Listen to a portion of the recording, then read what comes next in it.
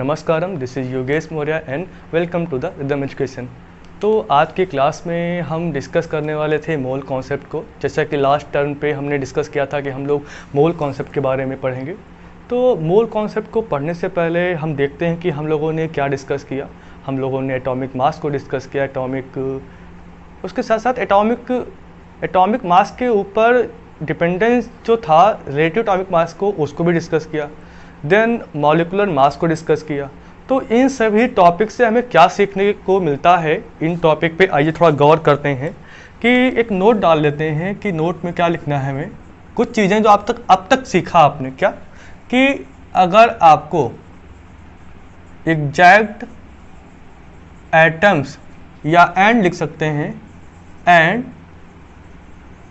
Mass calculate करना है, अगर आपको किसी चीज़ का किसी चीज़ का मास याद करना हो, किसी पार्टिकल का हो, मॉलिक्यूल का हो, सबस्टेंस का हो, आयंस का हो, किसी भी चीज़ का, या हम कह सकते हैं कि आपको एटम्स मेजर करने हो तो मेजर बाय किस चीज़ का उपयोग करते हैं किसी भी एटम या किसी भी मास को मेजर करने के लिए, खासकर माइक्रोस्कोपिक लेवल पे हम लोग बात करते हैं मास स्पेक्ट्रोस्कोपी।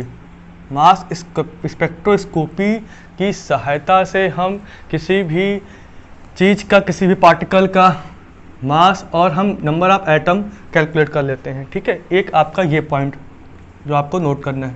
दूसरा पॉइंट क्या पता चला हमें कि अगर हम बात करें कि जो एटॉमिक मास होता है, जो एटॉमिक मास होता है ये क्या डिपेंड करता है, रिलेटिव एटॉमिक मास के। तो ये मास होता किसका है? ये मास होता है मास ऑफ एन एटम। ध्यान रखिए कि एटॉमिक मास की कोई भी यूनिट नहीं होती है, ठीक है, नो यूनिट। इसीलिए इसको रिप्रेजेंट करते हैं एटॉमिक मास यूनिट, मतलब AMU में। सेम एज अगर हम मॉलिकुलर की बात करें, मॉलिकुलर मास की बात करें तो मॉलिकुलर मास सिंपल वैसे ही रिलेटिव एटॉमिक मास के इक्वल होगा। ये किसका होता है? अगर हम बात करते हैं मॉलिकुलर मास की तो जाहिर सी बात है कि किसी मॉलिक्यूल का होगा। तो क्या होगा, ये एक मास ऑफ अ मॉलिक्यूल। किसी मॉलिक्यूल के लिए हम टर्म यूज करते हैं हमेशा एटॉमिक मास के, एटम के लिए यूज करते हैं हम लोग एटॉमिक मास के बारे में बात करते हैं, एंड मॉलिक्यूल के लिए हम हमेशा रिलेटिव एटॉमिक मास या हम सिंपल मॉलिकुलर मास के बारे में बात करते हैं। ठीक है, और इसका भी कोई भी यूनिट नहीं होता है, नो यूनिट। इसीलिए इसको भी AMU में रिप्रेजेंट करते हैं। ओके, इतनी बात आपको ध्यान रखनी है। ठीक है, एक एग्जाम्पल के तहत समझें कि क्या है। अगर हम इन चीज़ों को गौर करें तो अगर हम एग्जाम्पल की बात करते हैं, ठीक है, मास of an atom of hydrogen. Hydrogen के एक एटम के मास की बात करते हैं तो आपको पता है 1 AMU आता है, 1.008 के अप्रॉक्स आएगा तो हम 1 ले लेते हैं। बट अगर हम यहाँ पे इसको लिख देते हैं एटॉमिक मास, क्योंकि एटम के बारे में हमेशा एटॉमिक मास आएगा। सेकंड केस अगर हम नंबर 1 लेते हैं, इसको नंबर सेकंड में ले लेते हैं कि अगर हम बात करें molecular mass of H2 molecule के लिए निकालते हैं तो जाहिर सी बात है भाई 2 मॉलिक्यूल होंगे तो क्या होगा, 2 AMU। इतनी बात आपको क्लियर होगी। एक बात और समझिए कि हमने डिस्कस किया था कि 1 AMU जो होता है इसी बोलते हैं यूनिफाइड मास। ठीक है, atomic mass unit and unified mass, ये इक्वल होता है 1 डाल्टन के। ठीक है, इतनी बात आपको पता होनी चाहिए। अच्छा, एक और बात, ये सारी बातें ऐसी हैं जिनका उपयोग आगे होने वाला है, तो हमें इन बातों के बारे में डिस्कस करना ज़रूरी है। ठीक है, एक बात आप एक और नोट कर सकते हैं, लास्ट पॉइंट, सपोज अगर हम बात करें सिंपल, आप जानते हैं अगर हम H2O मॉलिक्यूल लेते हैं, हमने क्या लिया H2O मॉलिक्यूल, ठीक है। अगर हम आपसे कहें कि H2O मॉलिक्यूल में कितने ऑक्सीजन के एटम हैं, कितने हाइड्रोजन के एटम हैं, तो आप क्या कर सकते हो कि भाई इसमें क्या है, एक ऑक्सीजन एटम है, ठीक है, और 2 हाइड्रोजन एटम है। सेम एज अगर हम CO2 ले लें, CO2 मॉलिक्यूल, तो इसमें भी क्या है, एक कार्बन एटम है, ठीक है, और इसमें क्या है, 2 ऑक्सीजन एटम है। इन सभी बातों का अब तक क्या समझ में आया, आपको बस ध्यान रखना है कि मास को मेजर करने के लिए मास स्पेक्ट्रोस्कोपी का यूज करते हैं। और सेम एज अगर एटॉमिक मास की बारे में बात करते हैं तो वो एक एटम का मास है, उसको रिलेटिव एटॉमिक मास के फॉर्म में कैलकुलेट करते हैं। सिंपल, आपको ये एटॉमिक मास मतलब मास of an atom, molecular mass का मतलब मास ऑफ एन मॉलिक्यूल, ठीक है। इतनी बात आपको याद रखनी है, ठीक है। तो आगे बढ़ने से पहले, मोल कॉन्सेप्ट को सीखने से पहले अच्छा होगा कि हम जितने भी छोटे टर्म हैं उनको समझ लें, क्योंकि मोल कॉन्सेप्ट हमारा बहुत ही इंपॉर्टेंट टॉपिक है, ठीक है। मोल कॉन्सेप्ट आजकल जितना भी एप्लीकेशन है, जितना भी काम होता है, चाहे वो प्रैक्टिकल्स में हो, ट्रांसलेशन में हो, या कहीं पर भी, या बहुत लगभग हर चीज़ को, जितनी भी आंकिक मान, न्यूमेरिकल वैल्यू या जितने भी न्यूमेरिकल्स होते हैं, वो हर एक चीज़ आजकल मोल के फॉर्म में रिप्रेजेंट करते हैं। उससे पहले हम पढ़ लेते हैं कि एक टर्म सुना होगा आपने, फार्मूला मास। भाई फार्मूला मास, इसको कैपिटल M से लिख सकते हैं। फार्मूला मास क्या होता है, ठीक है। तो फार्मूला मास बेसिकली क्या है ना, किसी एक आयनिक कंपाउंड का जो भी मास होगा उसे फार्मूला मास कहते हैं, नहीं, ठीक है। कह सकते हैं कि it is the mass of an ionic compound, किसी भी एक आयनिक कंपाउंड के मास को हम फार्मूला मास कहते हैं। अब आयनिक कंपाउंड क्या होता है, हालांकि इसको हम केमिकल बॉन्डिंग में डिस्कस करेंगे डिटेल में, बट यहाँ पर बस समझने के लिए आपके समझने के लिए कह सकते हैं कि जो कैटायंस होते हैं ना, ठीक है, कैटायंस होते हैं और एनायंस होते हैं, उनके बीच में जो इंट्रैक्शन होता है, एक स्ट्रॉन्ग फोर्सेस होते हैं ना, तो आयनिक कंपाउंड ऐसे कंपाउंड हैं जिनके कैटायन और एनायन में बहुत ज़्यादा स्ट्रॉन्ग फोर्सेस होते हैं, ठीक है। ऐसे हम सिंपल कह सकते हैं कि आयनिक कंपाउंड क्या है, have strong forces between cation and anion. Example लेते हैं जिससे कि आप जानते हो। अगर हम सोडियम की बात करें तो सोडियम के एटॉमिक नंबर होता है 11, तो 2, 8, 1, इसका मतलब टेंडेंसीज के क्या है, ये एक इलेक्ट्रॉन को लूज करना पसंद करेगा तो बनाएगा सोडियम प्लस और एक इलेक्ट्रॉन निकल जाएगा, ठीक है। बात करें क्लोरीन की, ठीक है, तो क्लोरीन क्या करेगा, क्योंकि इसके बाहर 7 इलेक्ट्रॉन है तो वो एक इलेक्ट्रॉन लेना प्रेफर करेगा, तो यहाँ बन जाएगा Cl- आयन, ठीक है। तो यहाँ देखो, जब Na+ बना तो ये हो गया कैटायन, पॉजिटिव चार्ज आयन, ठीक है, ये बन गया हमारा एनायन, ठीक है। जब ये दोनों रिएक्शन अगर कंबाइन कर दें, सिंपल क्या बनेगा, आपका यहाँ पर एक NaCl बन जाएगा। इट इज द, यही हमारा जो है ये आयनिक कंपाउंड है, ठीक है, ये हमारा है आयनिक कंपाउंड। अब हमें निकालना क्या था भाई साहब, फार्मूला मास निकालना था। तो फार्मूला मास क्या होगा, ठीक है, कुछ नहीं, जो भी आयनिक कंपाउंड दिया हुआ है उसके जितने भी इंडिविजुअल एटम हैं आप उनके मास निकाल लीजिए और उनको आपस में सिंपली ऐड कर दीजिए। जैसे आपने निकाला था वहाँ पर मॉलिक्यूलर मास, जितने भी मॉलिक्यूल के एटम थे उनके मास को निकाल के आपने एडअप किया हुआ था, वैसे ही same to same in ionic compound के जितने भी आयंस होंगे इंडिविजुअल, ठीक है ना, उनको उनके मास को बस ऐड करना है। तो हम इसके लिए निकालते हैं फार्मूला मास। तो अगर हम यहाँ पर कह दें कि फार्मूला मास ऑफ NaCl क्या आएगा भाई, Na का कितना होता है, हम लोग सभी जानते हैं कि 23.00 प्लस Cl कितना होता है, लास्ट टाइम पढ़ाया था हमने 35.45। आप अगर इसको एडअप करेंगे तो आप सिंपल कैलकुलेशन कर सकते हैं, इतना आएगा, ठीक है। ये हमारा फार्मूला मास आ गया। अच्छा, फार्मूला मास जनरली हम ग्राम में रिप्रेजेंट कर सकते हैं, ठीक है ना, क्योंकि आप ये भी ग्राम में है, ये भी ग्राम में, और साइंस का एक रूल है कि एक जैसी ही राशियों को हम ऐड करते हैं या सब्सट्रैक्ट करते हैं ना, मतलब एक जैसी ही यूनिट वालों में ही हम आपस में ऐड करते हैं, गुणा भाग जो भी करते हैं ना, जो भी हम लोग मैथमेटिक्स करते हैं सेम राशियों में। तो बेसिकली ये था हमारा फार्मूला मास के बारे में। चलिए अब हम आते हैं जो हमें खासकर पढ़ना था कि अवोगाद्रो नंबर क्या होता है। अवोगाद्रो नंबर बेसिकली साइंटिस्ट के नाम पे है, ओके।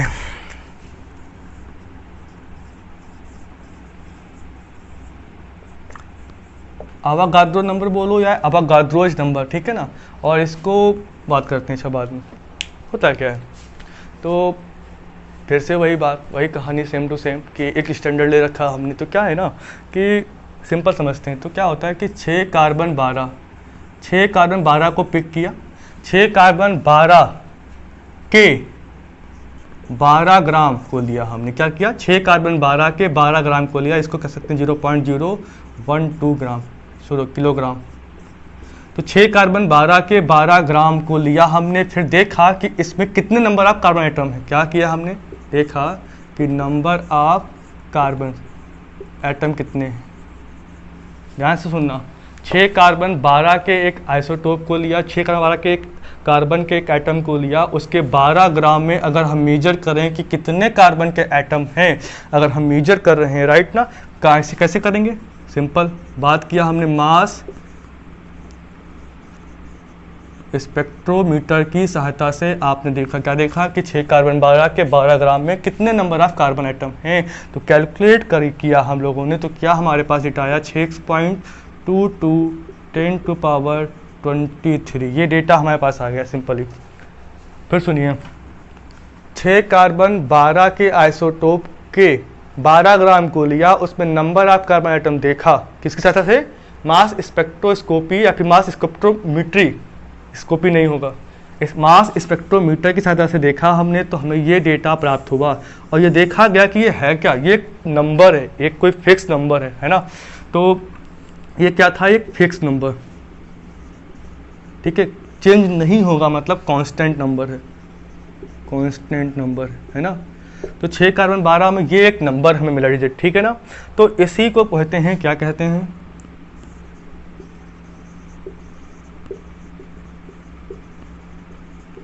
अवोगाद्रो नंबर, और इसी को रिप्रेजेंट करते हैं Na से, सफिक्स में a।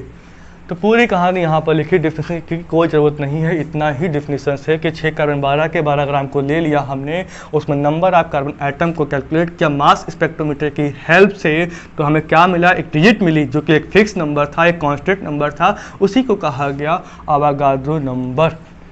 एक कमाल की बात यह है कि ये कार्बन के लिए ट्राई किया गया और बाद में देखा गया कि जितने भी एटम हैं, नॉट ओनली कार्बन एटम ही नहीं बल्कि कोई मॉलिक्यूल भी लिया गया या कोई सब एटॉमिक पार्टिकल जैसे इलेक्ट्रॉन, प्रोटॉन, न्यूट्रॉन या कोई आयंस लिया गया, जो भी कुछ लिया गया एज ए पार्टिकल की बात करते हैं, तो सभी का जो एटम्स थे, ठीक है ना, निकाले गए ना, तो उसमें इतने ही पार्टिकल मिले, उतनी ही एंटिटी मिली। तो इसी को कहते हैं मोल, इसी को बोलते हैं 1 मोल, ठीक है। अवोगाद्रो नंबर मोल के इक्वल है, ठीक है। और अवोगाद्रो नंबर बेसिकली अवोगाद्रो ने प्रपोज किया था, ठीक है ना, प्रिडिक्ट किया था। तो हमें क्या इसमें सीखने को मिला बेसिकली? तो सिंपल सा डेफिनेशन हो गया, ये नंबर याद रखना कि Na की वैल्यू इतनी है, इतना ही हमारे काम का है, ठीक है ना। अच्छा, एक बात करते हैं कि अगर हम निकालना चाहें कि Na की वैल्यू क्या होगी, तो अगर हम Na की बात करें तो 12 ग्राम को अगर हम डिवाइड कर दें कार्बन के मास से, तो भाई ये कितना आएगा देखते हैं। Mass of an carbon atom, last class में आपने जब कैलकुलेट किया था हम लोगों ने, तो ये आया था 1.9926 10 टू पावर -24 था, 23 आई गेस 23। तो ये कैलकुलेट होकर अगर आप सॉल्व करोगे तो डेटा सिंपल इतना ही आ जाएगा जितना हम लोगों ने कैलकुलेट किया। तो ये कुछ इस तरीके से कैलकुलेट किया गया एन की वैल्यू, ये आपको याद रखनी है। इतना ही हमारे काम का है, बाकी कुछ भी काम का नहीं है। तो एक्चुअली क्या यहाँ पर रिलेशन ये था कि जो अवागाद्रो नंबर को जो मेजर करते हैं ना वो मोल में करते हैं, मेजर इन मोल। तो ये कुछ स्ट्रक्चर फॉर्म में कुछ डिफिनेशंस हो गई, हर चीज़ हो गया लगभग। तो एक बात यहाँ पर हम नोट कर सकते हैं, क्या कर सकते हैं कि एक बात और लिख सकते हैं कि अगर हमको निकालना हो नंबर ऑफ पार्टिकल ऑफ किसी सबस्टेंस के ही पार्टिकल होंगे, सबस्टेंस इन 1 मोल।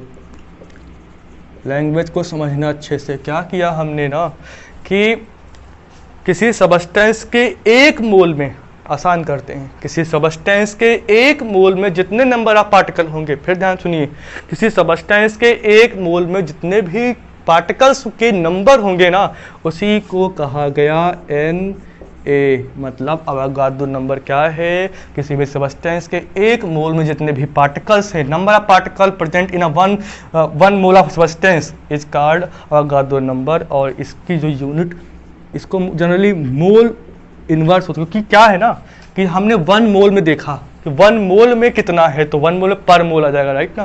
तो इतनी बात आप ये भी जो है नोट डाउन कर सकते हैं, आप इसके नोट्स बना सकते हैं अपनी फेयर कॉपी पे या जो भी करना हो। अच्छा एक बात और छूट गया कि अवागाद्रो जो है ये प्योर नंबर है, ठीक है। डिफिनेशन ऐसा तो आप इसको ऐसे सिंपल कैरी कर सकते हैं, लिखने की ज़रूरत नहीं है, या अगर हम लिखना भी चाहें तो ज़रूरत नहीं है, फिर लिखता हूँ मैं कि number of carbon 12 atoms in exactly, क्योंकि ये चीज़ बिल्कुल भी गलत नहीं होती है, 12 तो है 12 ही रहेगा, ठीक है। एग्जैक्टली 12 ग्राम। एक्चुअली क्या है ना, ये हमें अगर इसको ऊपर नीचे कर दिया हमने तो ये डेटा हमें नहीं मिलेगा, कुछ ऊपर नीचे रहेगा, ठीक है।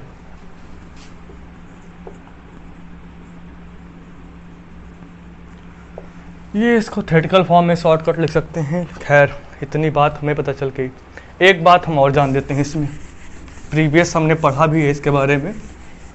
अब तक हमें याद रखना है कि भाई Na जो है वो 6.022 10⁻23 है, पर मोल में है, पर मोल के लिए अगर निकालते हैं तो, ठीक है। तो अगर हम एक बात और लिखें कि क्या अगर न्यूमेरिकल के लिए, कभी कभी न्यूमेरिकल करना होता है ना, फॉर न्यूमेरिकल पर्पस,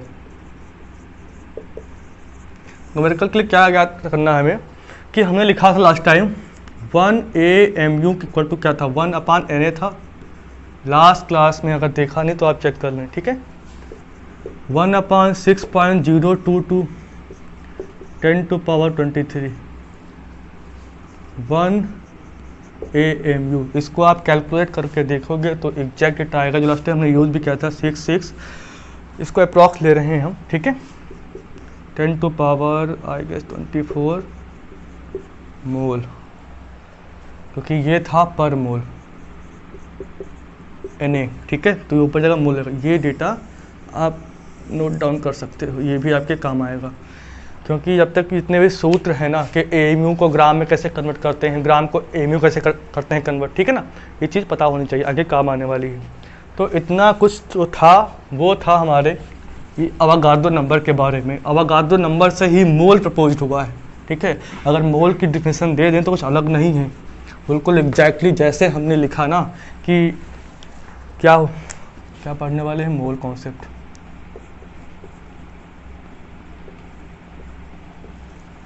ये इंपॉर्टेंट है, ठीक है। वैसे ही कहानी सुनना है फिर से हमें। 6 कार्बन 12 के, अगर हम 12 ग्राम क्या लिखें, बार बार लिख ही देते हैं। अच्छा 12 ग्राम में अगर नंबर ऑफ कार्बन एटम जो हैं कौन से 12 वाले, इनको मेजर किया गया, किससे मेजर किया गया, मास स्पेक्ट्रोमीटर की हेल्प से। तो क्या मिला, जो भी नंबर मिला, ठीक है ना, उसी को बोलते हैं मोल, मोल। आपको पता है कि जब कार्बन 12 के लिए निकाला गया था तो अवागाद्रो नंबर भी इसी के इक्वल आया था, ठीक है ना, ठीक है। तो अगर आपको लिखना एक और बात ये है कि जो 1 मोल है ना, वो एक पार्टिकल वेट है, वो एक पार्टिकल वेट है, ठीक है। इतनी बात। दूसरी बात क्या आ सकती है कि जो मोल है ना, वो एक काउंटिंग कांस्टेंट है या काउंटिंग यूनिट है, काउंट करते हैं, काउंटिंग यूनिट है। और क्या बता सकते हैं हम इसमें कि जनरली इसको केमिस्ट या साइंटिस्ट लोग इस टर्म को यूज करते हैं मोल को। हम लोग जनरली बाजार जाके ये नहीं कहते हैं कि एक मोल भैया ये चाहिए वो चाहिए, ठीक है। तो मोल का इस्तेमाल हम लोग जनरली लोकल लाइफ में नहीं करते हैं, ठीक है। साइंटिस्ट या केमिस्ट या जो भी होते हैं फिजिसिस्ट वो यूज़ करते हैं, ठीक है। तो अगर लिखना हो डिफिनीशन इसकी तो ट्राई करते हैं कि एज मैनी एंटिटीज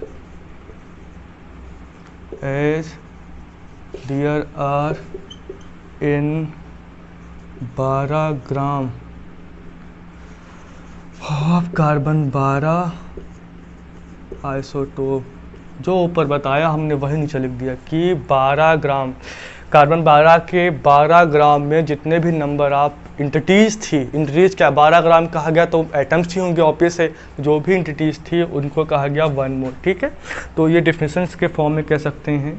अच्छा, अगर हम बात करें बहुत आसान सी तो कि 1 मोल, अच्छा हम यही बात करते हैं, ठीक है। तो कितनी होंगी, हमने निकाला कि 6.022 10⁻23, ठीक है ना। ये इंटिटीज आई। अभी बात नहीं करते हैं, हालांकि पता है हम लोगों को कि ये एटम्स हैं, कि बात नहीं करते हैं कि ये क्या है, ठीक है ना। ये इंटिटीज क्या हो सकती हैं, इनको ध्यान से समझो, ठीक है। ये इंटिटीज आपके एटम्स हो सकती हैं, ठीक है। अगर आप एटम्स के, अगर एक एटम्स का मोल होगा तो यहाँ इंटिटी भी मोल होगा, ठीक है, एटम होगा, सॉरी। यह हो सकता है मॉलिक्यूल हो, या हो सकता है रेडिकल हो, यह हो सकता है कि ये आयंस हो, या इलेक्ट्रॉन हो, या प्रोटॉन हो, या न्यूट्रॉन हो, है ना। कुछ भी हो सकता है। पार्टिकल का मतलब है कुछ भी, पार्टिकल कह सकते हैं, इंटिटीज कह सकते हैं ना। तो क्या है कि अगर आप इस डेटा को बहुत ध्यान से देखो, ठीक है ना, देखो 6.022 10⁻23, ठीक है ना। इसको ध्यान से देखना है। अगर इसको हम हटा दें तो यहाँ 10⁻3 ऐड हो जाएगा, ठीक है ना, सॉरी -3, तो 6022 एंड 20 0 1 2 3 4 5 6,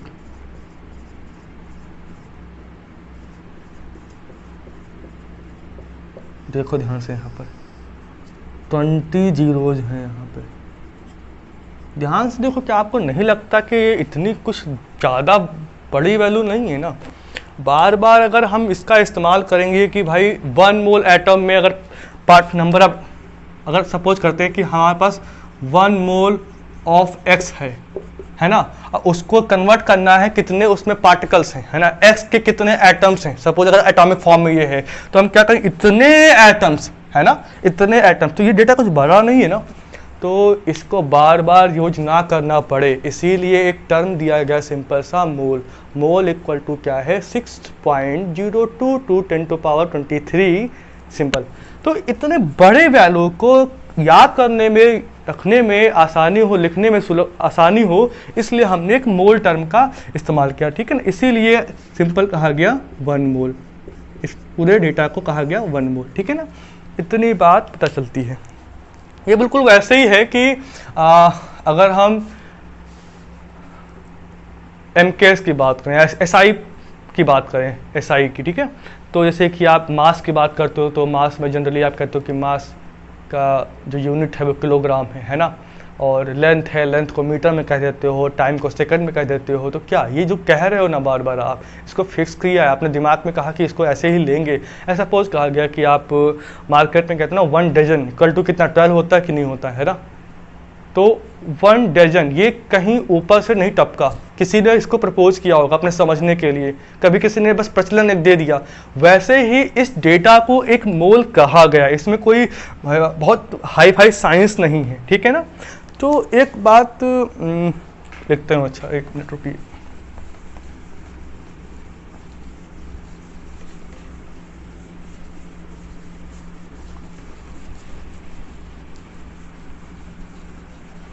जनरली आपके बुक्स में इसको रिप्रेजेंट करते हैं स्मॉल n से, ठीक है ना।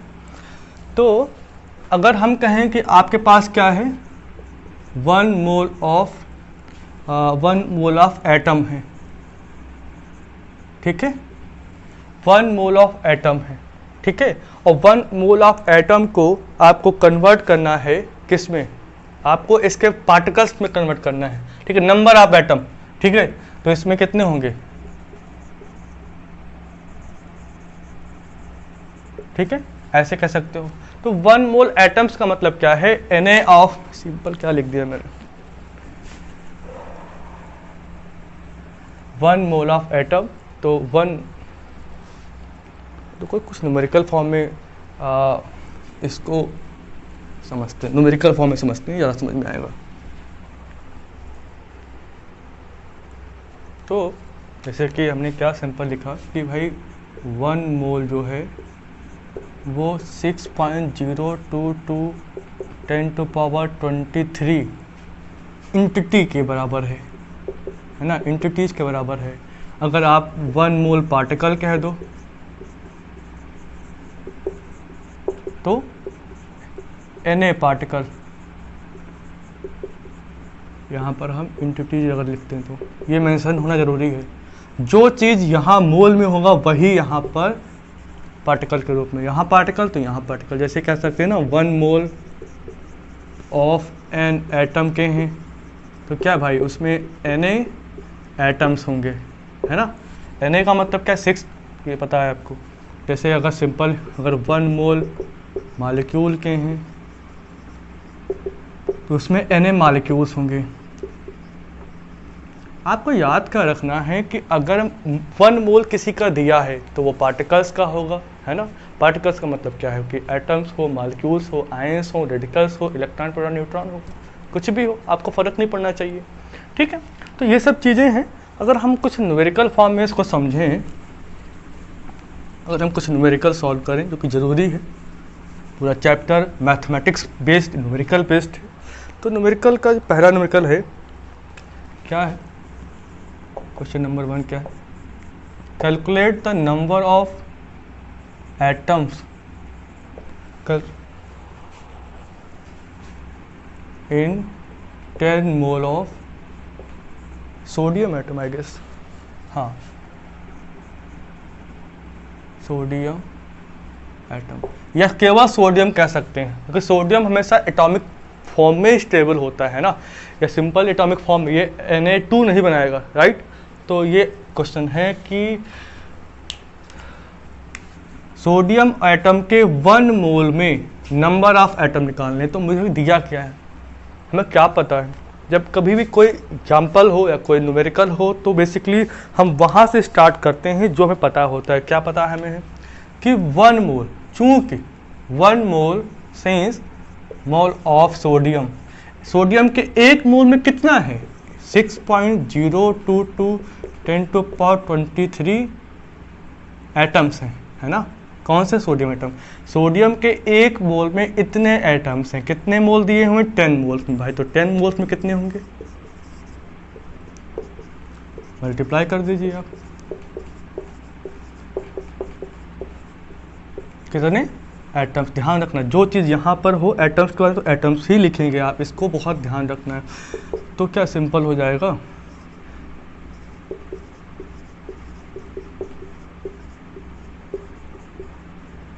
करेक्ट ऑर्डर में नहीं है तो इसको 6.0022 एंड 10⁻24 एटम्स, ये इसका आंसर हो गया, राइट। बहुत आसान होती। अगर सेकंड क्वेश्चन की बात करें, सेकंड क्वेश्चन क्या हमारा है, calculate the number of molecules in 5 moles of N2 molecule, nitrogen molecule. अब क्वेश्चन समझना है, अपने को क्या निकालना है कि N2 मॉलिक्यूल के 5 मोल्स में नंबर ऑफ मॉलिक्यूल्स निकालना है। तो भाई आपको पता है कि 1 मोल सोडियम एटम्स में इतने एटम्स में, तो अगर मॉलिक्यूल हो जाए तो कितना होगा, देखो अगर इसी का सोल्यूशन यहाँ समझें कि 1 मोल, अगर आपके पास 1 मोल N2 मालिक्यूल है तो N मोल 1,2 मालिक्यूल होगा, तो क्या उसमें भी तो इतने पार्टिकल होंगे ना? कितने पार्टिकल? एटम के फॉर्म में नहीं, मालिक्यूल के फॉर्म में होंगे। आपको समझ में अभी तक क्या आया? बहुत सिंपल है। अगर मोल एटम में दिया हो तो इतनी इंटिटी, इतना नंबर 6.022 10 to power 23, इतना नंबर वही एटम में रहेगा। अगर 1 मोल मॉलिक्यूल हो तो यहाँ ये नंबर मॉलिक्यूल में होगा, आयंस में हो तो आयंस होगा, ठीक है ना? चार्ज में हो तो चार्ज तरीके जाएगा, ठीक है ना? बहुत सिंपल तरीके जाना। ओके, तो क्या है ना, फिर जानते हैं कि 1 मोल ऑफ N2 मॉलिक्यूल में इतना है, तो कितना है? 5 मोल। तो आपको यहाँ से 5 ले लो। 5 मोल N2 मॉलिक्यूल में कितना जाएगा? 5 से मल्टीप्लाई करेंगे, है ना? तो जो भी डेटा है,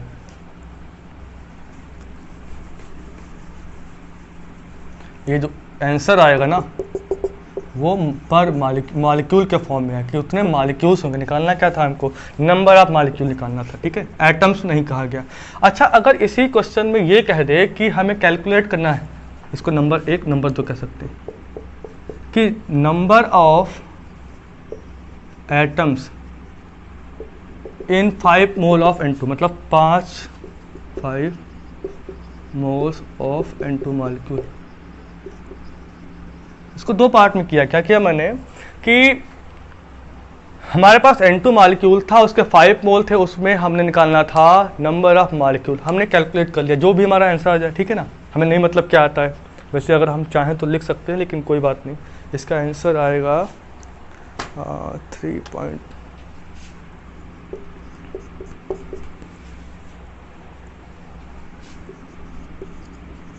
अब हमारा क्वेश्चन समझो, हमने निकालना था N2 के 1 मोल में इतना मॉलिक्यूल्स, ठीक है? तो 5 मोल में मल्टीप्लाई कर दिया, इतना मॉलिक्यूल्स हो गया। अभी क्या निकालना है कि इस N2 के मॉलिक्यूल के 5 मोल में कितने नंबर ऑफ एटम हैं, ठीक है? अब क्या करें? अब मॉलिक्यूल से हमें एटम्स में कन्वर्ट करना है। तो आपको क्या है, क्वेश्चन को रीड को ध्यान से, ठीक है? इफ द क्वेश्चन देखो, अगर 5 मोल, ओके, फिर आपको बहुत ध्यान देना है। आपको बस ध्यान कर देना, इस मॉलिक्यूल को देखो कि इस मॉलिक्यूल में कितने एटम्स हैं। देखो, क्या यहाँ पर 2 एटम्स हैं? नाइट्रोजन के 2 एटम दिख रहे हैं आपको? आसान करते हैं। देखो, जब 1 मोल N2 में इतने मॉलिक्यूल्स हैं, 5 मोल N2 में इतना आंसर आएगा, इतना मॉलिक्यूल्स होगा, जो भी इंटिटी है। तो इसी 5 मोल N2 में अगर आपको निकालना हो, क्या निकालना हो? 5 मोल N2, हिंदी लिख रहा हूँ, number of atoms in 5 mole of N2। भाई N2 के पास मोल में कितने नंबर ऑफ एटम है, यहाँ हम नंबर ऑफ मॉलिक्यूल निकालना है। तो सिंपल क्या है कि जब एक N2 के मॉलिक्यूल में 2 एटम्स हैं, तो भाई इसी डेटा को 2 से मल्टीप्लाई कर देना अपने को, इस डेटा को, ठीक है ना? तो क्या करना है? 2 × 3.011 10 to power 24। अब यहाँ डेटा मॉलिक्यूल नहीं बल्कि यहाँ पर आएगा एटम्स। बहुत कंफ्यूजन नहीं करनी है, ध्यान से सुनना, ठीक है? तो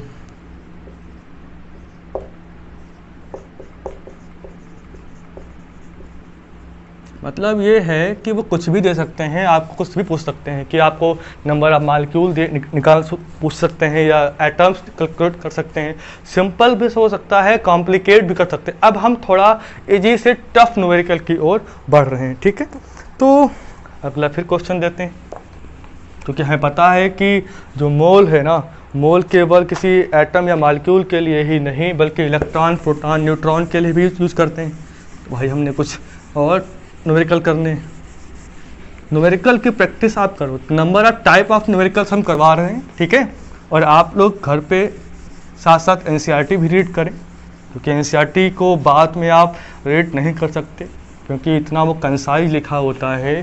तो बाद में एक वर्ड का मीनिंग आपको पता होना चाहिए, बाद में समझ नहीं आता है। तो क्वेश्चन है, क्वेश्चन मैं नोट डाउन कर रहा हूँ।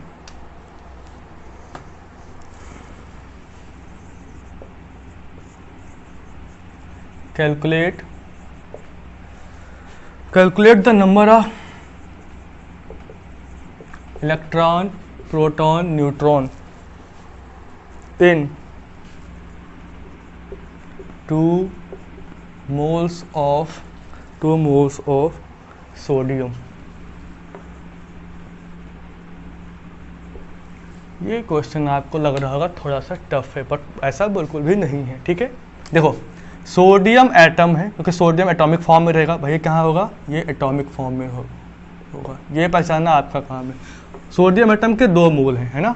सोडियम एटम के 2 मोल गिवन है और अपने को निकालना है कि उसमें कितने इलेक्ट्रॉन है, कितने प्रोटॉन है, कितने न्यूट्रॉन है। तो आपके लिए एक बहुत ही बेसिक बात ये है कि आपको पता है कि अगर 2 मोल्स ऑफ सोडियम एटम दिया हुआ है तो उसमें 2 इंटू 6 सोडियम कितने एटम्स होंगे, इतना तो आप बिल्कुल प्रीवियस न्यूमेरिकल की तरह निकाल सकते हो। तो हमें क्या करना है कि निकाल, अगर सपोज हम बात करें कि हम नंबर 1 ले लेते हैं, हम इलेक्ट्रॉन्स निकालते हैं, है ना। तो अपने को ध्यान देना है कि एक सोडियम एटम में कितने इलेक्ट्रॉन, कितने प्रोटॉन और कितने न्यूट्रॉन होते हैं, ये तो कम से कम पता होना चाहिए। जब तक आपको पता ही नहीं होगा कि कितने इलेक्ट्रॉन, प्रोटॉन, न्यूट्रॉन हैं, तब तक आप कैलकुलेट नहीं कर सकते। इसीलिए हम लोगों ने सेकेंड लेक्चर में अच्छे से पता किया था कि उसमें इलेक्ट्रॉन, प्रोटॉन कैसे निकालते हैं। जिसको नहीं पता वो समझ ले। देखो ये होता है एटॉमिक नंबर 11 एंड 23 हो गया एटॉमिक मास इसका। ठीक है, तो अगर इसमें इस सोडियम में अगर हम नंबर ऑफ इलेक्ट्रॉन निकालें तो भाई मास नंबर के बराबर होगा। ठीक है भाई, सॉरी एटॉमिक मास के, क्या बोल रहा हूँ, एटॉमिक नंबर के 11 इलेक्ट्रॉन होंगे। ठीक है ना। अगर इसी में प्रोटॉन निकाला जाए, नंबर ऑफ प्रोटॉन, तो 11 प्रोटॉन होंगे। ठीक है, अगर न्यूट्रॉन निकाला जाए, है ना, आपको पता है कि मास निकालते हैं तो प्रोटॉन और न्यूट्रॉन इक्वल टू होता है मास नंबर, है ना। तो मास पता है, न्यूट्रॉन निकालना हमें, तो n इक्वल टू क्या होगा, capital M minus P, capital M 23 minus P कितना है 11, कितना आएगा, सिंपल सी बात है ना, 12 आ जाएगा। इतनी बात अपने को पता होनी चाहिए। अगर ये कैलकुलेट नहीं कर पाएंगे तो आगे प्रोसीड नहीं कर पाएंगे। वापस आते हैं इस पे। तो भाई क्या है, 2 मोल ऑफ सोडियम एटम में इतने एटम्स थे। अब देखते हैं कि इतने में एटम्स में हमारे पास कितने इलेक्ट्रॉन्स है। ध्यान से देखो यहाँ पे कितने थे, 11 इलेक्ट्रॉन। तो 2 मोल ऑफ सोडियम एटम में जो इलेक्ट्रॉन्स कितने हैं, 11 इलेक्ट्रॉन है ना। तो इसलिए 2 मोल ऑफ सोडियम एटम कितने होंगे, 11 से ना 11 से मल्टीप्लाई कर दो, कैलकुलेट करेंगे लास्ट में हम लोग। ठीक है, अब यहाँ एटम्स नहीं लिखो क्योंकि आपने यहाँ इलेक्ट्रॉन के फॉर्म में लिखा है, क्योंकि 11 इलेक्ट्रॉन थे यहाँ पर, तो यहाँ पर इलेक्ट्रॉन्स होंगे। ठीक है ना, आपको समझ के चलना है। ठीक है ना, रटने की जरूरत नहीं है। बहुत सिंपल कॉन्सेप्ट था कि 1 मोल सोडियम एटम में इतना होगा, 2 मोल सोडियम एटम में इतना होगा। ठीक है ना, तो क्या अब उसी में हमें निकालना है क्या, सोडियम एटम को भी तोड़ना, जैसे मॉलिक्यूल से हमने एटम कैलकुलेट किया था ना पिछली बार, कि भाई वो हमारे पास N2 था, N2 में कितने मॉलिक्यूल थे, एटम्स थे, 2 थे, 2 से हमने और मल्टीप्लाई कर दिया था। अब क्या यहाँ पर क्या सोडियम एटम में कितने इलेक्ट्रॉन है, कितने इलेक्ट्रॉन है, 11 इलेक्ट्रॉन है, हमने फिर मल्टीप्लाई कर दिया, है ना। हम सिंपल मोल से पार्टिकल निकाल रहे हैं, एक ही पैटर्न को फॉलो कर रहे हैं। अभी हमने कॉन्सेप्ट के जितने भी वेरियस कॉम्प्लिकेटेड न्यूमेरिकल्स है उनको डिस्कस ही नहीं किया। सिंपल क्या किया हमने, मोल्स को पार्टिकल में कन्वर्ट कर रहे हैं। कैसे पार्टिकल, वो आप देख रहे हैं बार बार, है ना।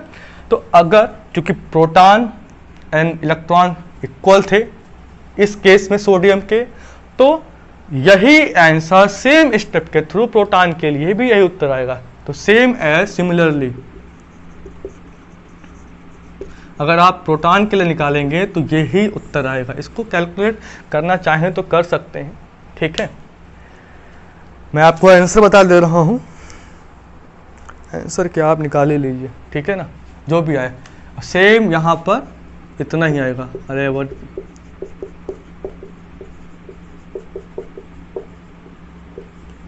अगर न्यूट्रॉन की बात करें तो जैसे 11 इलेक्ट्रॉन केस में आपने मल्टीप्लाई किया ठीक है। प्रोटॉन के केस में आपने फिर से 11 मल्टीप्लाई किया, न्यूट्रॉन के केस सारे स्टेप सेम होंगे, सारे स्टेप सेम होंगे। यही स्टेप जो है 2 मोल ऑफ सोडियम एटम कंटेन्स कितना भाई, कितना 11 कितना 12 आया था ना, तो यहाँ से आपको 12 न्यूट्रॉन के लिए था।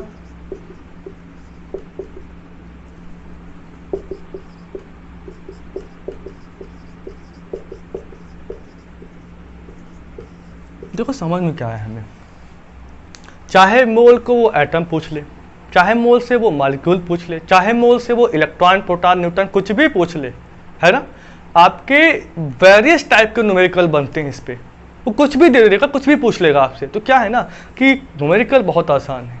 आपको अभी तक मैंने, हालांकि बुक्स में बहुत सारे फॉर्मूले मेंशन होते हैं, हमने अभी तक आपको कोई भी फॉर्मूला रटाया नहीं है, ठीक है।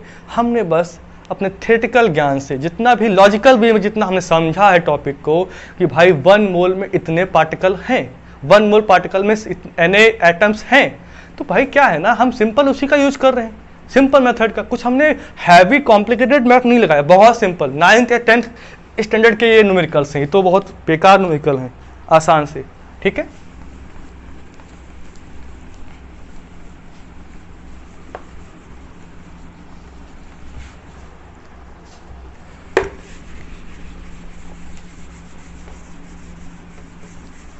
मोल कॉन्सेप्ट जो है बेसिकली पूरा न्यूमेरिकल बेस है। इससे पेपर में हमेशा, चाहे जो एग्जाम हो, इंटरनल हो एक्सटर्नल हो, सारे जहाँ न्यूमेरिकल ही आते हैं। तो कोई क्वेश्चन है, मैं लिखता हूँ, आपके लिए होमवर्क है, समझ लीजिए कि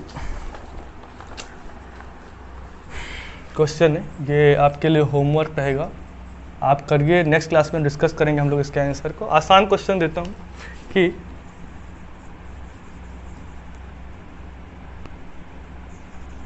calculate the number of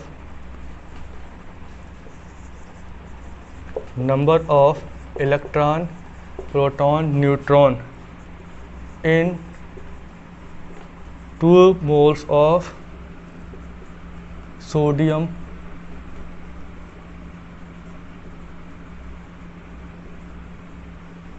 ions. भाई सोडियम आयंस के 2 मोल, सोडियम आयंस के 2 मोल में इलेक्ट्रॉन प्रोटॉन न्यूट्रॉन निकाल दें। अभी कुछ देर पहले हमने सोडियम एटम्स के, बहुत ध्यान से सुनना, मेरा मार्कर कहाँ गया, बहुत ध्यान सुनना कि हमने कुछ देर पहले सोडियम एटम के 2 मोल में इलेक्ट्रॉन प्रोटॉन न्यूट्रॉन निकाले। ध्यान दीजिए वहाँ पर लिखा है सोडियम आयंस। जैसे ही आपने ये देखा क्वेश्चन में, वो आपको समझ लेना है कि सोडियम कैसा आयन आता है। पता है हमें कि सोडियम हमेशा 1 इलेक्ट्रॉन रिलीज करके Na+ बनाएगा, तो इसका मतलब है ये बात कर रहा है Na+ आयन की। ये आपके क्वेश्चन पेपर में मेंशन नहीं होगा, तो आपको ये अंडरस्टूड है, आपको समझना है। अब सोडियम आयंस में अगर आप कैलकुलेट कर लें कि इलेक्ट्रॉन प्रोटॉन न्यूट्रॉन कितने हैं, तो आप समझ जाओगे। फिर वही कहानी कि हमें पता था 11 सोडियम 23, इससे 1 इलेक्ट्रॉन रिलीज हो चुका है, मतलब सोडियम प्लस बन चुका है, तो इसका मतलब क्या, 1 इलेक्ट्रॉन निकल चुका होगा, है ना। इसमें देखो इस केस में जो इलेक्ट्रॉन थे वो थे 11, प्रोटॉन थे वो भी 11 थे, न्यूट्रॉन थे अभी निकला 12। इसकी बात करते हैं, यहाँ से 1 इलेक्ट्रॉन बाहर निकल चुका है, राइट। तो क्या है ना, 11 थे, यहाँ पर बचेंगे इलेक्ट्रॉन कितने, 10, ठीक। प्रोटॉन क्या कम हुए बेटा, प्रोटॉन कम हुए क्या, नहीं ना, इलेक्ट्रॉन रिमूव हुआ है ना। न्यूक्लियस के बाहर जो सेल्स है ना, उससे बाहर इलेक्ट्रॉन रिमूव हुआ है, प्रोटॉन तो रिमूव हुआ ही नहीं, तो प्रोटॉन थोड़ी बदल जाएगा। तो प्रोटॉन कितना है, प्रोटॉन आपका सिंपल 11 है। और न्यूट्रॉन की बात कर लेते हैं। फिर कहानी, बहुत लोग कहते हैं कि मास नंबर से इलेक्ट्रॉन माइनस कर देते हैं। कतई गलती मत करना, बेसिक फार्मूला जो है P+N = m है। वो इत्तेफाक की बात है कि प्रोटॉन जनरली इलेक्ट्रॉनों के इक्वल होते हैं, तो आप E+m = m लिखते हो, ये इस पर डिपेंड करता है। हमेशा ये सही नहीं बल्कि ये सही होता है ना। तो अगर आप सिंपल वही केस कि प्रोटॉन कितना था, प्रोटॉन यहाँ पर 11 है, न्यूट्रॉन कितना है पता ही नहीं हमें, मास कितना 23 है, तो न्यूट्रॉन कितना आएगा 12 आ जाएगा, तो 12 है। पिछले वाले क्वेश्चन से इसको अगर कंपेयर करिए ठीक है। तो बस चेंज क्या वहाँ पर लिखा सोडियम आयंस, तो डेटा यहाँ से यहाँ शिफ्ट हो गया है। आप बस इस चीज़ को ध्यान में रखिएगा। अब सेम बिल्कुल कैलकुलेट होगा वैसे ही। अच्छा, अगर क्वेश्चन में कुछ और बदल देते हैं हम कि यहाँ अगर मैग्नीशियम आयन कहा गया होता, क्या कहा गया होता, मैग्नीशियम, तो मैग्नीशियम आयन जैसे आप सुनते हो क्या है मैग्नीशियम आयंस, तो क्या है ये Mg2+ के फॉर्म में होगा, है ना। फिर वही कहानी कि मैग्नीशियम, इसमें अगर हम इलेक्ट्रॉन प्रोटॉन एंड न्यूट्रॉन निकाल लें हमारा आंसर आ जाएगा तुरंत, है ना। सिंपल क्वेश्चन यही करते हैं कि calculate the number of electron proton neutron in 2 mole of magnesium ion, तो Mg2+ है, ठीक है। जनरली क्या होता है, इसका होता है 12 मैग्नीशियम 24, है ना, 12 मैग्नीशियम 24। तो क्या है इसमें निकालते हैं, तो इलेक्ट्रॉन कितना होगा भाई, निकालो। 2 निकल चुके हैं तो इलेक्ट्रॉन आपके आएंगे 10, प्रोटॉन तो 12 रहेंगे, न्यूट्रॉन 12 होंगे। ऐसे अगर आपसे कह दे कि आपके पास है एल्युमिनियम आयन, तो एल्युमिनियम पे होता है +3 का चार्ज, है ना, तो इस पे इलेक्ट्रॉन प्रोटॉन न्यूट्रॉन जितने भी आयन फॉर्म में हों, तो आपको बस करना क्या है कि आपको देखना है कि वो नेचुरल स्टेट में कैसा पॉजिटिव आयन, नेगेटिव आयन, कितना पॉजिटिव कितना नेगेटिव, कैसा प्रिफर करेगा। एग्जाम में बहुत ही कम चांसेस हो कि मेंशन हो कि वो आयंस कितने फॉर्म में है, वो सिंपल कहेगा sodium ion, magnesium ion and etcetera, जो भी जितने भी आयनिक कंपाउंड हो, बहुत सारे आयनिक कंपाउंड होते हैं ना। तो यहाँ पे सिंपल 10 इलेक्ट्रॉन, एक्चुअली क्या होता है 13 करके होता है। न्यूट्रॉन निकालो आप, सिंपल न्यूट्रॉन कितना आएगा 14 न्यूट्रॉन, क्योंकि 13 ये 26 27 कुछ के आसपास होता है, 26.9 27 के आसपास होता है, आई नो। 27 क्या है ये, जनरली होता है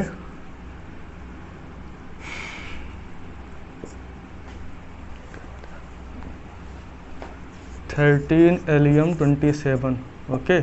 अगर ये बनाएगा Al+3, ये 13 और ये हो गया 27, इससे जब निकालोगे ना तो ये आपको डेटा मिलेगा। तो ऐसे ऐसे न्यूमेरिकल्स हैं, बहुत सारे कर सकते हो, वैरायटी ऑफ न्यूमेरिकल हैं।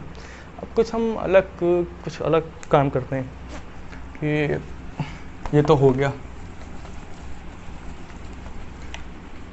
अच्छा, अगर हम ये कहते हैं आपसे कोई मॉलिक्यूल दे दिया आपको, यूरिया कह दिया या सिंपल अमोनिया गैस, हाँ गैस, नाइट्रोजन गैस की बात करें, कहा same question, calculate the number of electron proton neutron in 2 mole of nitrogen gas. फिर केस वही, ध्यान से सुनो, nitrogen gas, same question, calculate the number of electron in 2 mole of, यहाँ पर सिंपल कह दिया हमने कि इस बार हमारे पास क्या है, नाइट्रोजन गैस है। तो गैस को सुनते ही आप डरिएगा नहीं, ठीक है ना। गैस का मतलब सिंपल क्या है, नाइट्रोजन N2 के फॉर्म में गैस स्टेट में है, गैसियस स्टेट में रहती, स्टेट का यहाँ पर कोई मतलब नहीं है। अगर क्वेश्चन आ जाए कि मान सिंपल कैसे, नया क्वेश्चन सुनो, इसका 5 मोल ले लिया हमने, ठीक है, N2 के 5 मोल हैं और इसमें जो है नंबर ऑफ इलेक्ट्रॉन निकालना है। क्वेश्चन समझो हमारा, number of electron in N2, तो आपको दिमाग लगाना है। दिमाग क्या लगाना है वह देखते हैं, या क्वेश्चन एक और लेते हैं। आपके पास H2O है ना, H2O मॉलिक्यूल है, H2O मॉलिक्यूल, ठीक है। इसका भी हम 5 मोल भी ले सकते हैं, 5 मोल ही करते हैं, 5 मोल ले लिया हमने, H2O के 5 मोल ले लिया, और इसमें भी हमने निकाल दिया क्या, नंबर ऑफ इलेक्ट्रॉन, या प्रोटॉन निकाल सकते हैं या न्यूट्रॉन, कुछ भी लो, क्वेश्चन करते बड़ा, नंबर ऑफ प्रोटॉन भी निकालो, नंबर ऑफ न्यूट्रॉन भी।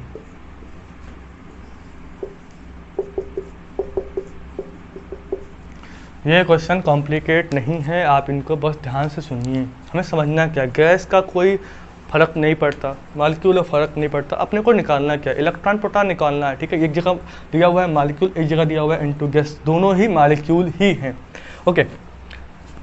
इसको सॉल्व करें अगर हम, ठीक है ना, इसको सॉल्व करें। एक सेकेंड, क्या हुआ, कैप, खैर छोड़ो, इसकी बात करते हैं, हाथ गंदा हो गया। अगर आप N2 गैस को ध्यान से देखो, ठीक है ना, अपन यहाँ सॉल्व करते हैं इसको, ठीक है ना। N2 गैस की बात करते हैं तो N2 में 2 नाइट्रोजन है ना, एक नाइट्रोजन ये है, दूसरा नाइट्रोजन ये है ना, ये दोनों ने N2 बना रखा है। तो एक नाइट्रोजन में यहाँ पे इलेक्ट्रॉन कितना है, यहाँ 7 इलेक्ट्रॉन, यहाँ पे कितना है 7 है। प्रोटॉन देखो यहाँ 7 है, यहाँ भी 7 है। न्यूट्रॉन देखो 7 नाइट्रोजन 14 में 7 ही है। अपने को समझ में क्या आया, ये थे सारे एटम्स, ये थे एटम, 2 एटम बना के, तो क्या है N2 गैस में भाई एक N जुड़ के आपको N2 बना रहा है, राइट। तो अपने को क्या है ना कि एक N में ये डेटा है, एक N डेटा है, तो ऐड कर दो तो आ जाएगा simple, number of electron in N2। तो N2 क्या है, N2 7 7 14, ये क्या आएगा 14 इलेक्ट्रॉन्स हो जाएंगे, ठीक है ना। 14 इलेक्ट्रॉन्स हैं इसमें, ठीक है। एक सेकंड,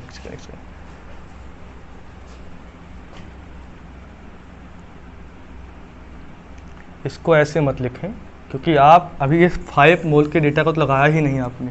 तो अगर हम सिंपल इसमें कहें, इसको हम रफ कर देते हैं ना, आप भूल जाओगे। N2 गैस में जो नंबर ऑफ इलेक्ट्रॉन है वो है 14, ऐसे नंबर ऑफ प्रोटॉन जो हैं वो भी 14 है, एंड नंबर ऑफ न्यूट्रॉन 14 है, ठीक है। अब ये पता चल गया, ये अंडरस्टूड था N2 गैस में। अब कह रहा है इसके 5 मोल में नंबर ऑफ इलेक्ट्रॉन निकालना है, ठीक है ना। तो वही केस करोगे कि भाई 1 मोल में 6.022 10⁻23 है ना, 23 N2 मॉलिक्यूल है ना। फिर आप 5 मोल से करोगे तो मल्टीप्लाई कर दोगे, फिर इलेक्ट्रॉन के लिए निकालोगे, कितने इलेक्ट्रॉन के थे 14 इलेक्ट्रॉन के लिए, तो 14 से मल्टीप्लाई कर दोगे, ये Na ऐसे प्रोटॉन के लिए आ जाएगा, 14 प्रोटॉन के लिए, न्यूट्रॉन के लिए।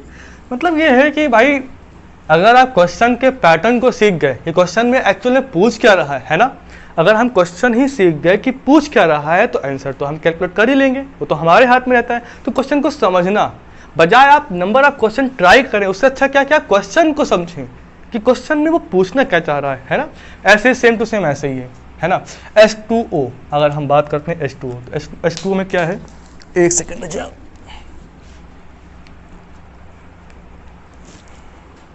देखो जगह चाहिए अपने को। H2O की बात करते हैं तो H2O क्या हुआ, 2 H2 से बनकर बना हुआ है ना। सिंपल लिखते हैं H प्लस O, बहुत बेसिक लिखते हैं। तो इसमें इलेक्ट्रॉन कितने हैं भाई, इसमें एक है, इसमें एक है, इसमें कितने होते हैं ये भूल गए, 8 ऑक्सीजन 16, राइट। इलेक्ट्रॉन कितने होंगे 8। अगर प्रोटॉन की बात करें इसमें एक, यहाँ कितने होंगे फिर भाई 8। अगर न्यूट्रॉन की बात करें कितने होंगे 0। बहुत ध्यान से सुनना क्योंकि 1H1 की बात कर रहे हैं, ड्यूटेरियम की बात नहीं कर रहे हैं, ठीक है। तो भाई ये तो अगर P + N = M होता है, अगर N निकालना है तो ये M - P हो जाएगा। M भी 1 है, P भी 1 है, तो 0 नहीं आएगा क्या।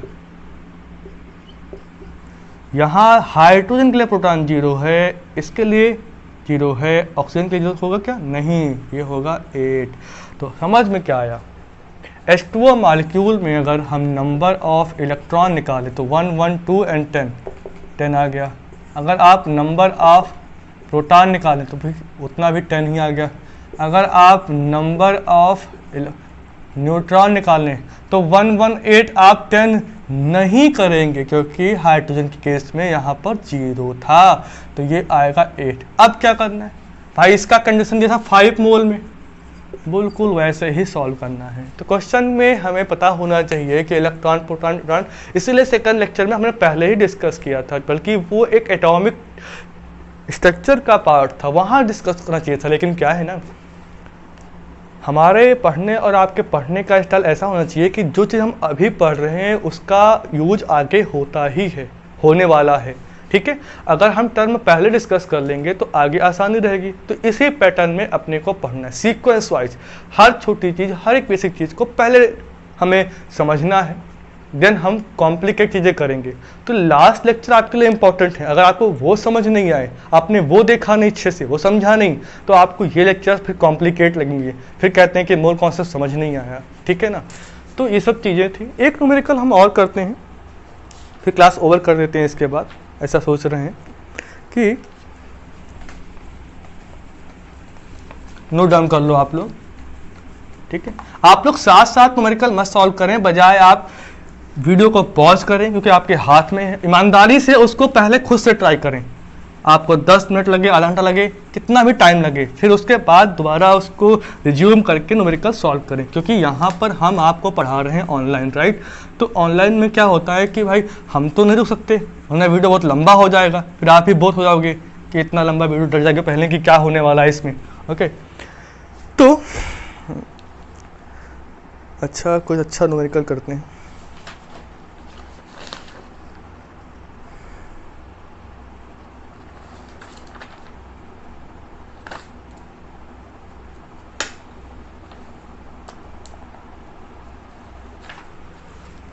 क्वेश्चन है, ये क्वेश्चन इंपॉर्टेंट है, या इस टाइप का इंपॉर्टेंट है। Calculate the charge on 1 mole of electron, या हम इसको प्रोटॉन कह सकते हैं। इलेक्ट्रॉन के 1 मोल पर जो भी चार्ज होता है उसे कैलकुलेट कैसे करें। तो अभी तक आप बार बार बात कर रहे थे कि number of particle, number of particle, है ना। अब ये कुछ नया आ गया कि चार्ज। अभी क्वेश्चन आपको कुछ अलग लग रहा है कि इसको कैसे सॉल्व करें। तो जाहिर सी बात आना भी चाहिए। इसे समझने से पहले हम कुछ चीज़ें समझ लेते हैं। अगर इलेक्ट्रॉन और प्रोटॉन और न्यूट्रॉन की बात की जाए, तो अगर आपसे कहें कि इनके मास क्या होते हैं, तो इलेक्ट्रॉन का मास आपको पता है पहले से कितना, 9.1 × 10⁻31 किलोग्राम। ग्राम में करना है इसको, तो क्या कर सकते हैं आप, 9.1 × 10⁻28 ग्राम, ठीक है ना। प्रोटॉन में करते हैं 1.673 × 10⁻27 किलोग्राम, या अथवा में कर सकते हैं 1.673 × 10⁻24 ग्राम। न्यूट्रॉन की बात करते हैं 1.675 × 10⁻27 किलोग्राम, या 1.675 × 10⁻27 ग्राम। देखो क्या है ना, प्रोटॉन और न्यूट्रॉन का मास लगभग बराबर होता है, लेकिन प्रोटॉन से न्यूट्रॉन का मास हमेशा ही ज़्यादा होता है। देखो थर्ड डिजिट में यहाँ ज़्यादा। चार्ज की बात करते हैं, ये तो हमारा मास था। अब हम चार्ज की बात करते हैं, आवेश कूलाम में लिखते हैं ना जनरली। तो क्या है, इलेक्ट्रॉन को पता है 1.6 × 10⁻20 क्या लिख रहा हूँ 19 कूलाम, है ना।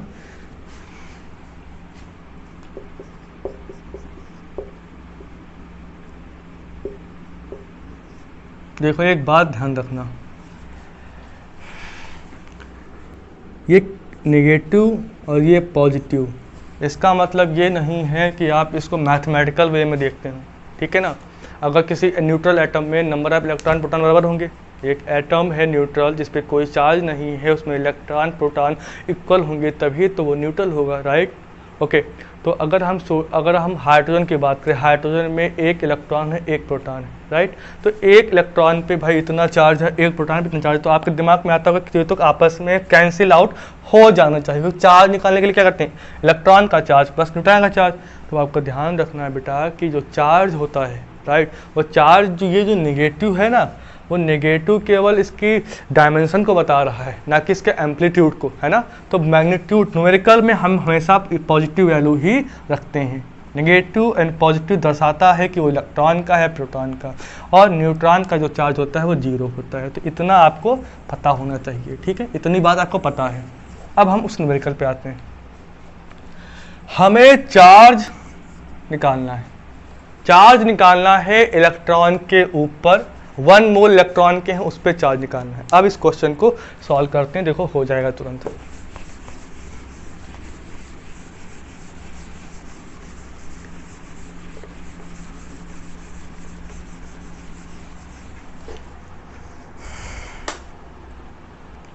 तो ऐसे ही सिंपल इसको सोल्यूशन इसको अच्छे से करते हैं। तो 1 mole of electron, 1 mole of electron में क्या था, 6.022 10⁻23 इलेक्ट्रॉन्स। भाई यहाँ मोल्स होता तो यहाँ पर मोल्स लिखते, यहाँ एटम होता तो एटम लिखते, मालिक्यूल तो मालिक्यूल। वैसे हमने कहा था कि मोल्स इलेक्ट्रॉन प्रोटॉन न्यूट्रॉन के किसी के भी हो सकते हैं ना। तो सिंस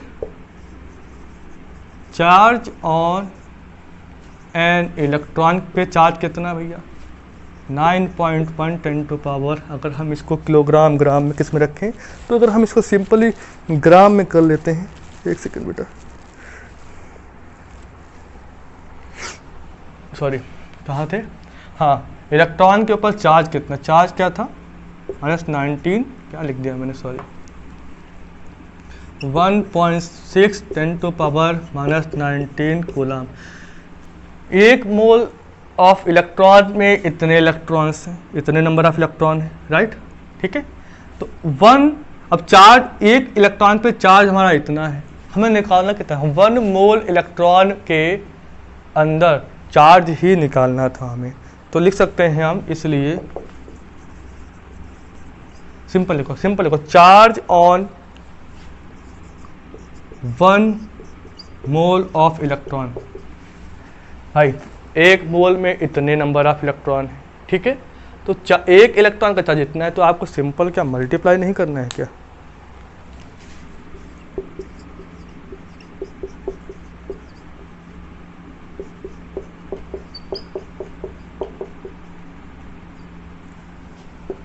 आप इसको मल्टीप्लाई करेंगे। अगर हम डेटा एग्जैक्ट कर देंगे आपका, तो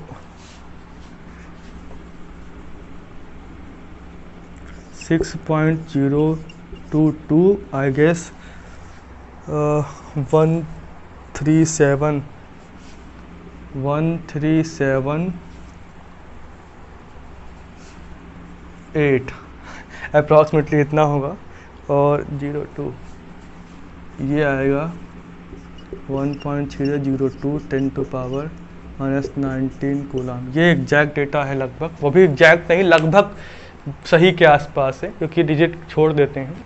आप इनको अगर कैलकुलेट करेंगे तो अप्रॉक्सीमेटली इतना आता है, ठीक है।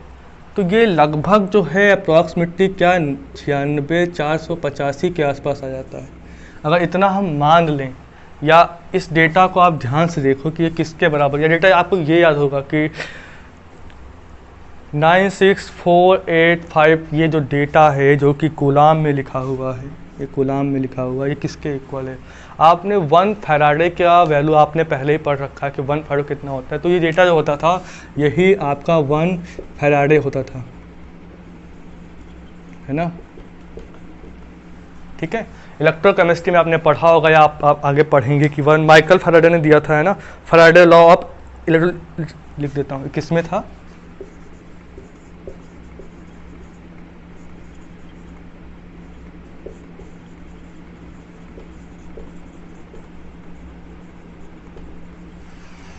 तो हमें पता चल गया कि किसी इलेक्ट्रॉन के 1 मोल पर, किसी भी एक इलेक्ट्रॉन या प्रोटॉन के 1 मोल पर जो चार्ज होता है वो 1 फैराडे के इक्वल होता है, क्योंकि 1 फैराडे इक्वल टू 96485 कूलम। ये लगभग डेटा इसके इक्वल आएगा।